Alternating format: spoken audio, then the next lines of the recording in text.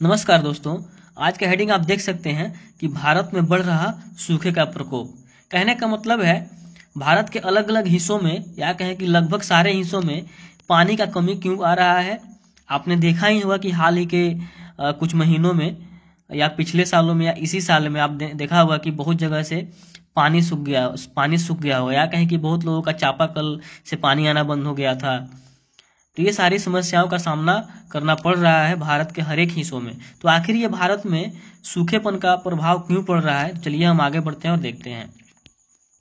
सितंबर 2023 के पहले सप्ताह में भारत का करीब 30% भूमि का क्षेत्र सूखे की चपेट में था और इसकी वजह से किसानों की समस्याएं कहीं ज़्यादा बढ़ गई थी, क्योंकि उनको फसल उगाना है और फसल उगाने के लिए पानी तो चाहिए। और इतना ही नहीं, इसकी वजह से खाद्य सुरक्षा को लेकर चिंताएं भी बढ़ रही हैं और आंकड़ों से पता चलता है कि देश में करीब 11.5% हिस्सा गंभीर, अत्यधिक या असाधारण शुष्क परिस्थितियों का सामना कर रहा है और वहीं 18.9% हिस्से में असामान्य से मध्यम शुष्क परिस्थितियां थी। और यह जानकारी देश के सूखे के लिए बनाई गई प्रारंभिक चेतावनी प्रणाली DEWS में सामने आई है, जो भारत में रियल टाइम में सूखे की निगरानी करने वाला अपनी तरह का पहला प्लेटफॉर्म है। तो इस प्लेटफॉर्म को IIT गांधीनगर की जल और जलवायु प्रयोगशाला द्वारा संचालित किया जा रहा है। यदि 1909 के बाद से देखें तो अगस्त 2023 अब तक का सबसे शुष्क अगस्त रहा है। कहने का मतलब है, यहाँ पे आप देख सकते हैं कि 1901 के बाद डेटा आप देख सकते हैं कि 1901 के बाद देखा जाए तो सबसे सूखा जो महीना रहा है 1901 से लेकर 2023 में 2023 का अगस्त रहा है। तो यहाँ पे आप देख सकते हैं, तो देखा जाए तो इस महीने में केवल 162 मिलीमीटर बारिश हुई है, जो अपेक्षित 255 मिलीमीटर से करीब 36% कम है।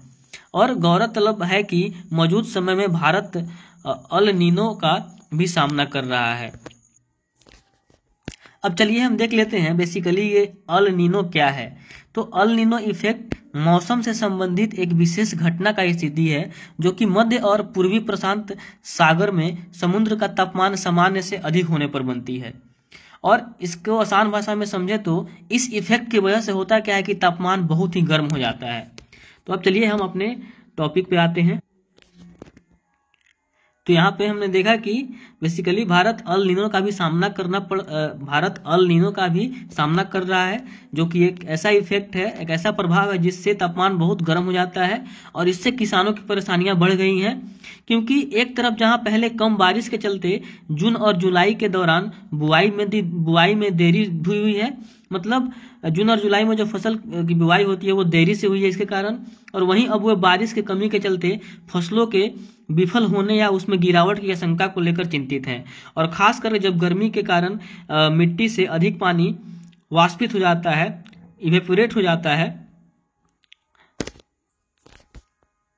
तो खासकर जब गर्मी के कारण मिट्टी से अधिक पानी वाष्पित हो जाता है तो मृदा नमी सूचकांक, जिसको SSI बोलते हैं, जो कि मिट्टी में नमी के स्तर को मापता है, तो यह इंगित करता है कि कई जिले पानी की गंभीर कमी का सामना कर रहे हैं और इनमें से अधिकतर जिले छत्तीसगढ़, बिहार, महाराष्ट्र और कर्नाटक में हैं।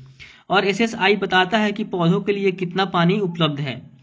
तो मिट्टी में नमी की कमी से जूझ रहे कुछ सबसे अधिक प्रभावित जिलों में महाराष्ट्र के सतारा जिला, रायगढ़, नासिक और कोल्हापुर शामिल है। और इसी तरह मध्य प्रदेश में पश्चिमी निमाड़, उड़ीसा में बलांगीर, छत्तीसगढ़ में कोरबा और रायगढ़, झारखंड में हजारीबाग, उत्तर प्रदेश में चंदौली और वाराणसी, और पश्चिम बंगाल में यहाँ पे आप देख सकते हैं मुर्शिदाबाद और हुगली, और कर्नाटक में उडुपी और चिकमंगलुरु के साथ केरल के एर्नाकुलम और त्रिशूर शामिल हैं।